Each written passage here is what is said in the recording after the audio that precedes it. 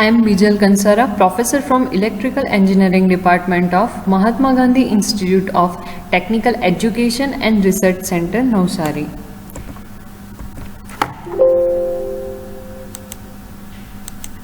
In this video, we are going to talk about basic of an ideal op-amp, important characteristic of the ideal op-amp, voltage transfer characteristic of an ideal op-amp, comparison between ideal and practical op-amp, then practical op-amp characteristics like input bias current and input offset current, input offset voltage and slew rate. This is the equivalent circuit of an ideal op-amp. Here two inputs V1 and V2 are applying to the op-amp by input resistance Ri. Here Ri is a differential input resistance. Ro means output resistance. Then V0 is output of this op-amp. Here open loop voltage gain is AV. For ideal op-amp, Ri should be infinity, so that whatever input apply at the input terminals, means these two input terminals, that directly apply to the op-amp. So value of Ri should be infinity. Output resistance R0 should be 0. That means whenever we applying output load to this op-amp, then output voltage directly come across to the load resistance. Means here the one load resistance RL is connected to the output side, R0 should be 0. That means whatever the output at the op-amp output side, it directly across this load resistance. Next is bandwidth. Bandwidth should be infinity.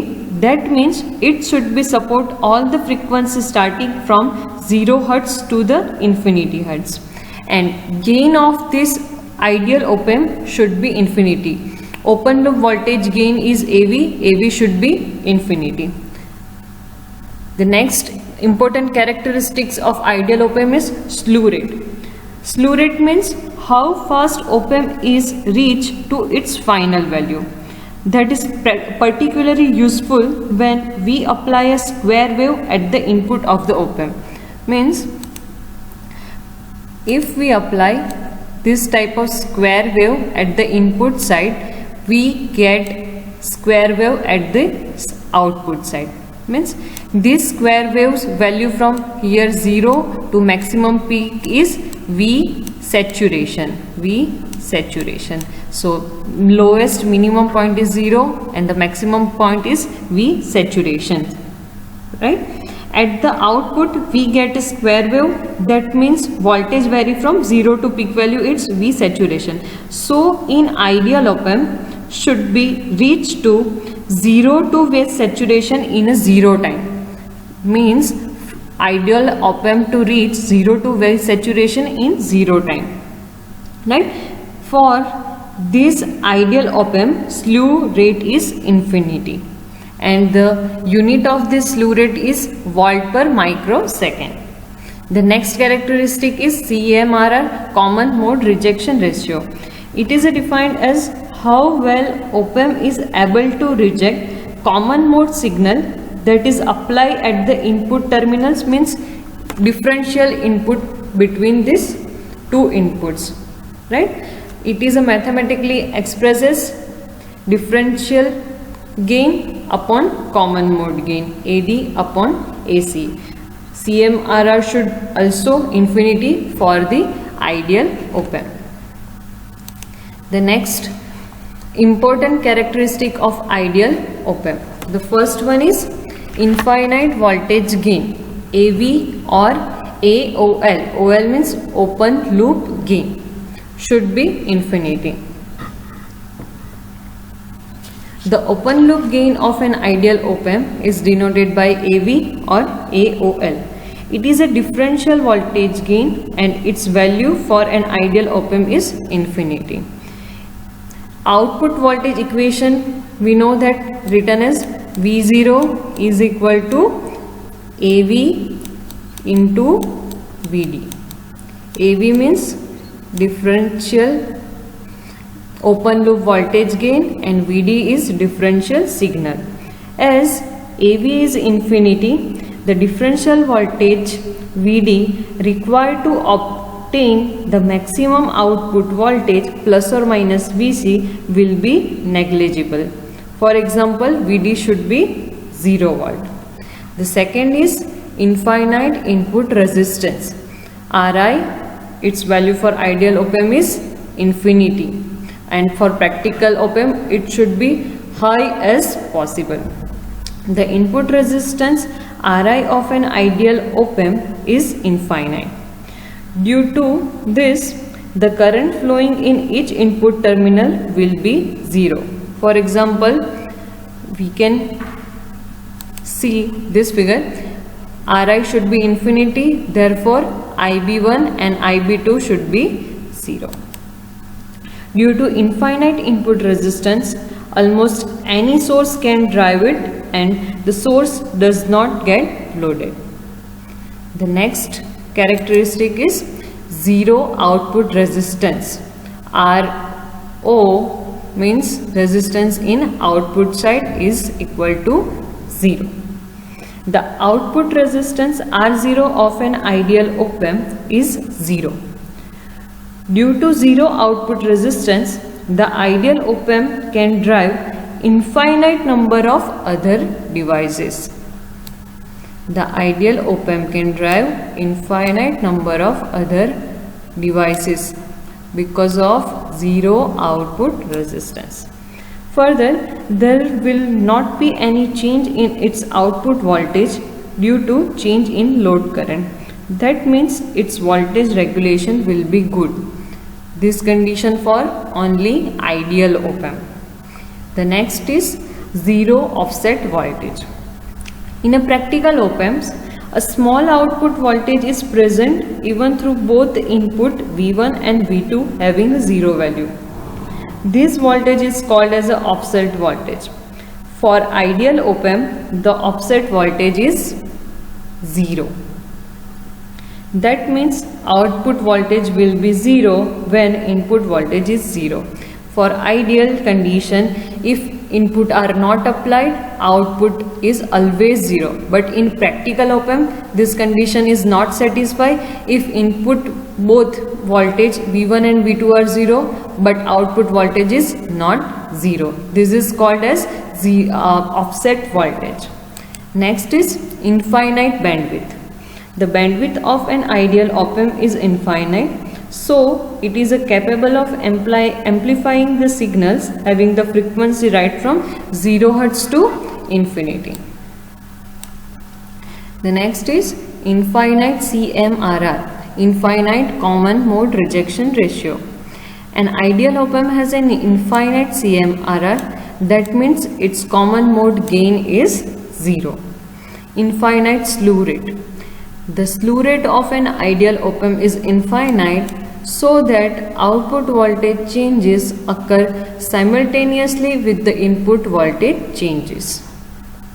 Output voltage changes occurs simultaneously with the input voltage changes. Zero power supply rejection ratio, PSRR. PSRR is a parameter which specifies the degree of dependence of the op-amp output on the changes in the power supply voltage. For an ideal op-amp, PSRR is equal to 0. That means the output voltage does not change due to fluctuation in the supply voltage. The characteristics of an ideal op-amp. This is a summary of the characteristic of an ideal op-amp.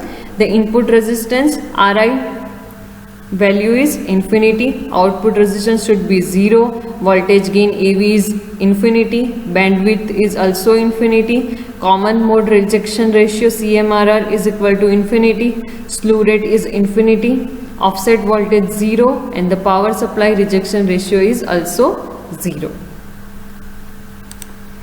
This is a voltage transfer characteristic of an ideal op-amp. This is a graph between VD and V0.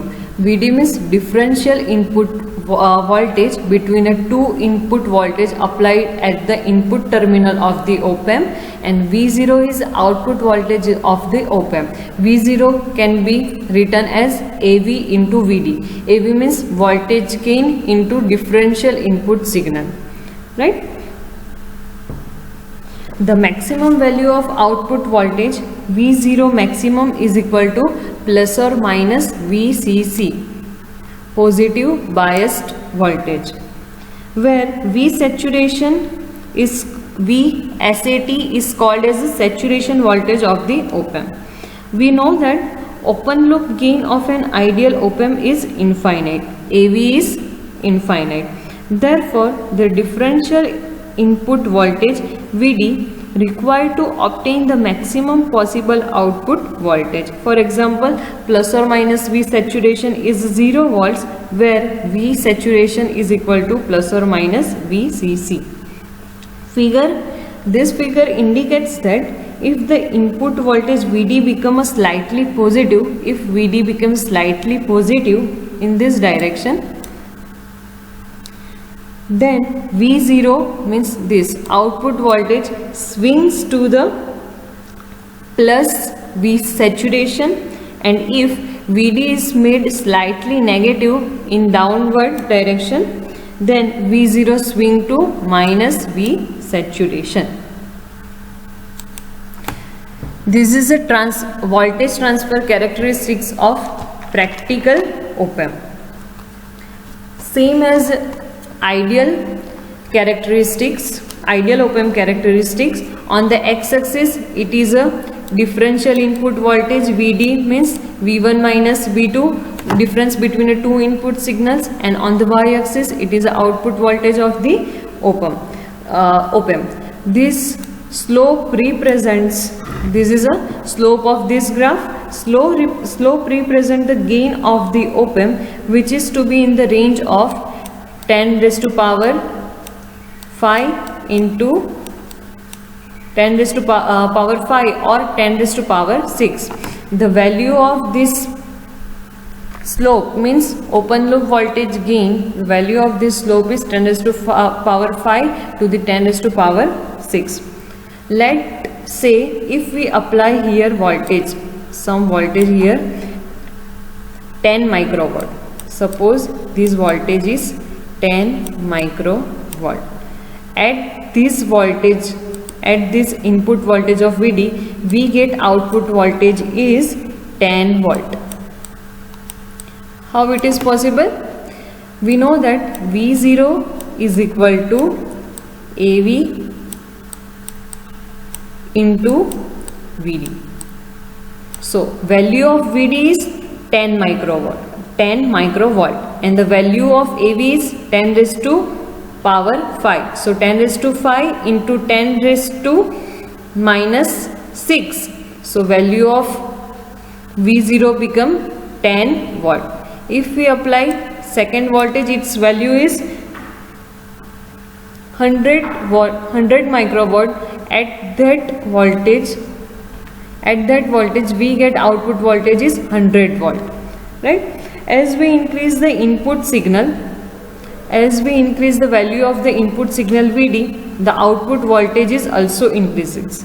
After some value of the input voltage, we get saturation of the output voltage, and the output voltage become a constant. This is called as a saturation of this voltage, and it is denoted as a plus V saturation.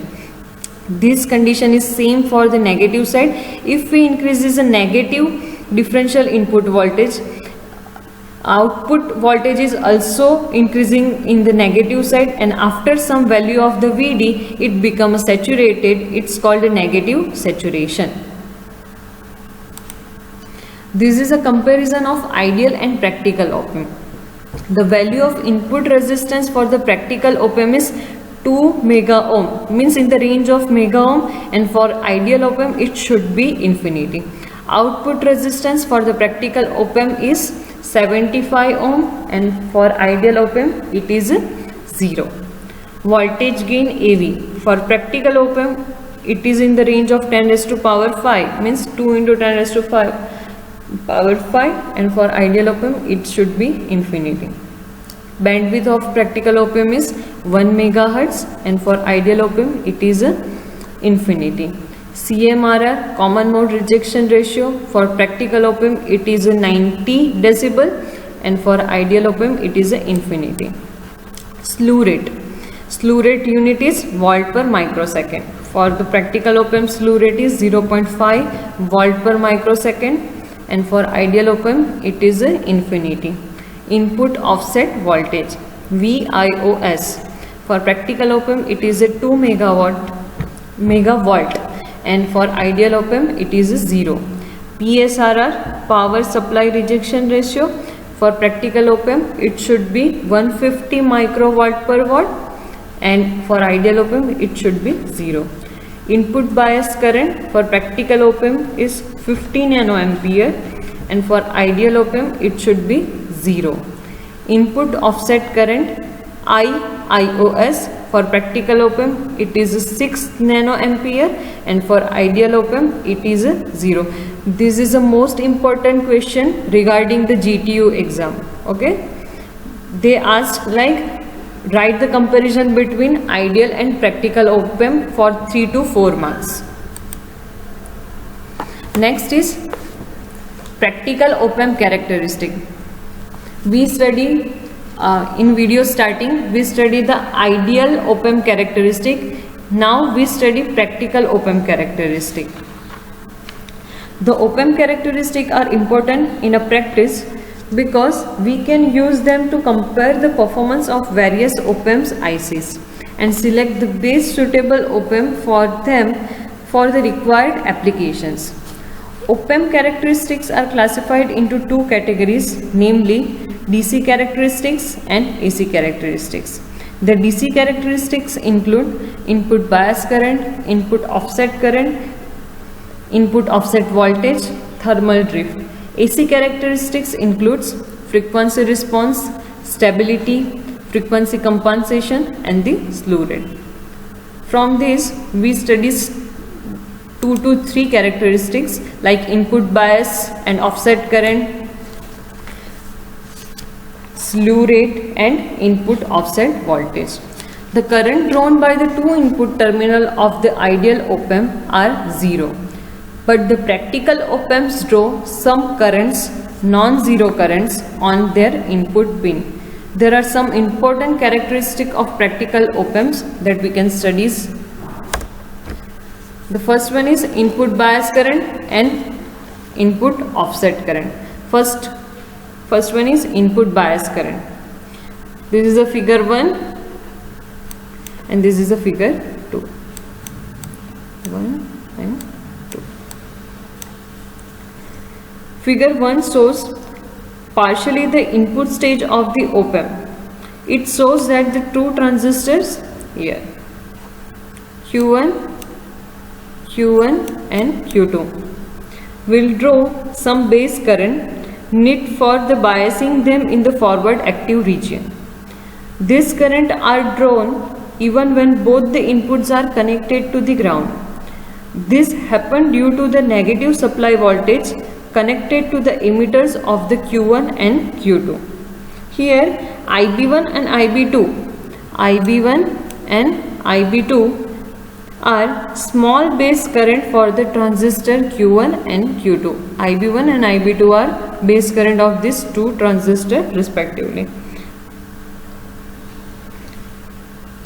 Q1 and Q2 are supposed to be the matched in all the respect, but practically no two transistors are perfectly matched. Hence the base currents IB1 and IB2 are not exactly equal. The input bias current IB is defined as average of the current flowing into the two input terminal of the op-amp. Here two inputs current are IB1 and IB2. So input bias current is written as IB1 plus IB2 divided by 2. Ideally the current IB1 and IB2 must be 0. For ideal condition they should be 0. But for the practical op-amp, they do exist due to the finite value of the input resistance. Due to the slight difference in the characteristic of transistor used in the input stage of op-amp, the two currents IB1 and IB2 are not equal. IB1 and IB2 are not equal because of the input resistance that connected at the input side. Okay. Next is input offset current. The algebraic difference between the current flowing into the inverting and non-inverting terminal of the op-amp is called as the input offset current, IIOS, and mathematically it is expressed as IIOS is equal to modulus of IB1 minus IB2. Here IB1 and IB2 are the current of inverting and non-inverting terminal. So input offset current is a difference between these two currents. Where the IB1 is a current flowing into non-inverting input and IB2 is a current flowing into the inverting terminal. Ideally the input offset current must be 0, but practically it should be small as possible. It should be small as possible. Ideally it must be the 0. The input offset current exists due to the unequal current IB1 and IB2 flowing into the input terminal of the op-amp. The value of IB1 and IB2 are different from each other because the transistor in the input stage of an op-amp are not exactly identical or matched. The input offset current for the BJT op-amp is a few tens or 100 of nanoamperes. The input offset current will give rise to a finite output voltage even when the input voltage is 0. That is why it should be reduced to a lowest possible value. The input offset current is a temperature dependent. Next is input offset voltage. Ideally, for a 0 input voltage, the op-amp output voltage is 0. If no voltage applied here, the output is always 0. But practically it is not so. This is due to unavoidable unbalance inside the op-amp. Especially the unbalance is in its differential input stage. Due to such a mismatch, the output of a practical op-amp will not be 0 even when both its input are connected to the ground. So we have to apply a small differential voltage at the input of the op-amp to make the output voltage is 0. This differential input voltage required to reduce the output voltage is called as a input offset voltage. The input offset voltage is denoted as VIOS. The input offset voltage is normally in a few millivolt range. The next is input offset voltage compensation. The input offset voltage compensation is required when we want to make it absolutely sure that output voltage is 0 when the input voltage is 0. The input offset voltage compensation is required when we want to make absolutely sure that the output voltage is 0 for the input voltage 0. For this, we need to use an offset nullifying or compensating network along with the op-amp. This is the compensating network. One of such circuit is shown in this figure. Before applying the input voltage, we have to nullify or balance out the op-amp to produce a 0 output. For op-amp, the pin 1 and pin 4 are provided for the 1 and 4 for the providing for offset compensation. A 10 kilo ohm potentiometer is connected between the offset null points pin 1 and 5 and variable point of the potentiometer is connected to the pin number 4. This is a variable point of the potentiometer that is connected at the pin number 4. Both the inputs are connected to the ground. Means 10 kilo ohm potentiometer is connected between pin 1 and 5, and the variable point of this potentiometer is connected to the pin number 4, and both the inputs inverting and non-inverting are connected at the ground. Corresponding to the input offset voltage VIOS present on the input side of op-amp, there will be some output offset voltage present on the output side this op-amp. VOOS and VIOS is present at the input side of the op-amp. Here VIOS. A 10 kilo ohm potentiometer connected as shown in the figure can be adjusted to get VOOS is equal to 0 watt. This has to be done every time before using the op-amp for the some application. By changing this terminal, we have to set this VOOS at the 0 watt.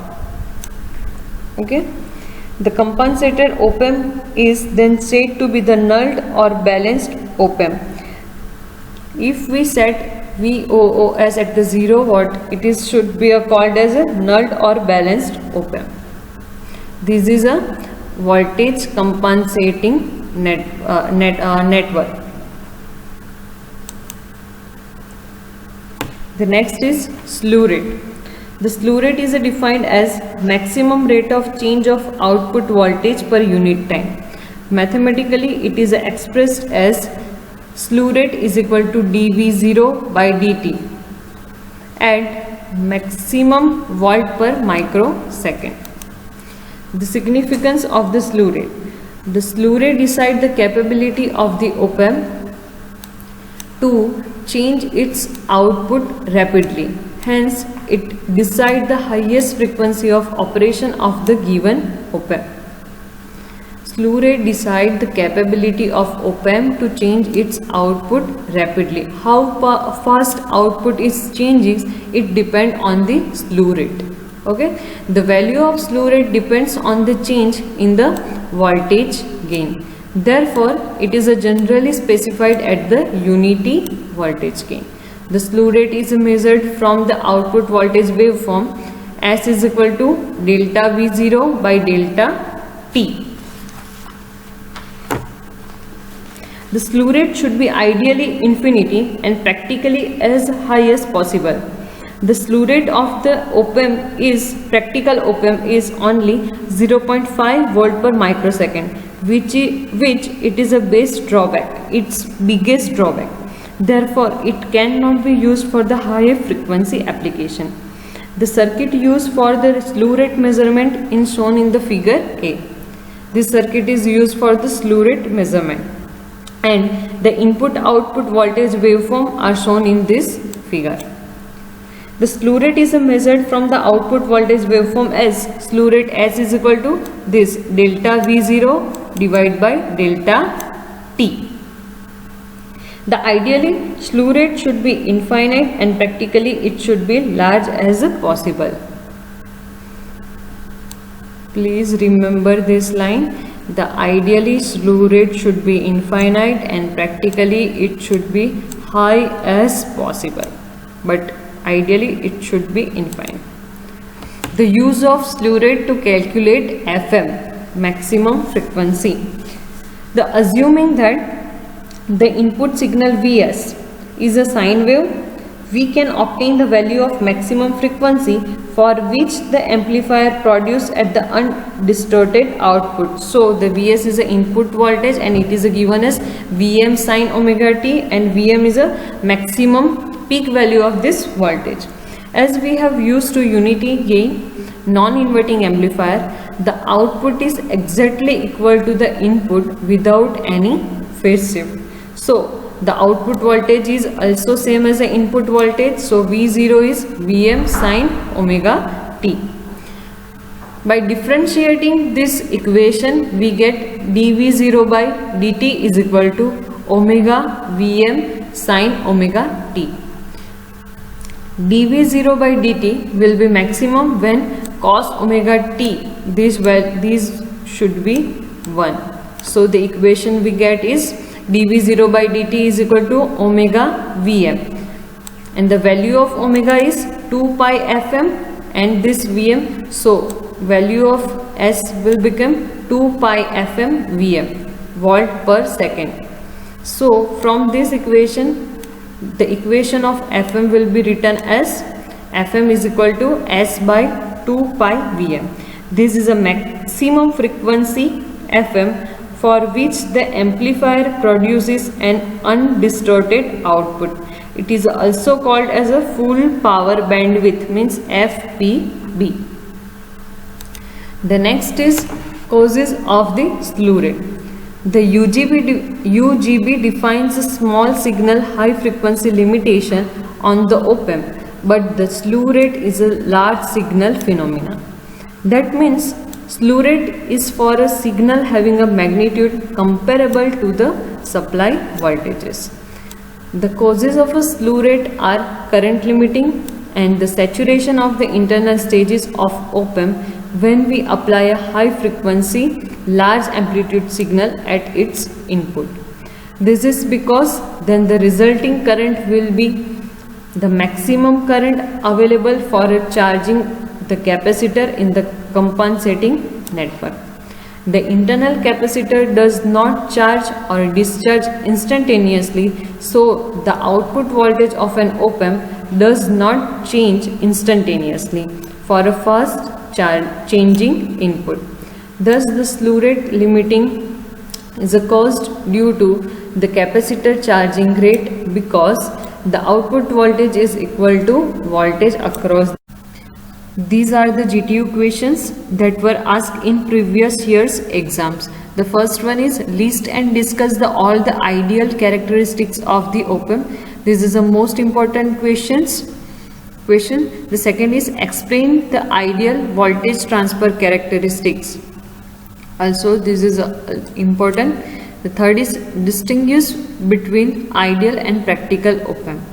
The fourth one is what do you mean by input offset voltage? Draw and explain the offset voltage compensating network.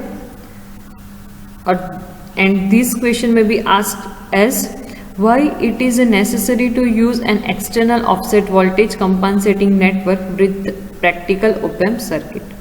The fifth one is what do you mean by a slew rate in op-amp? Also mention about causes of the slew rate and explain its significance in applications.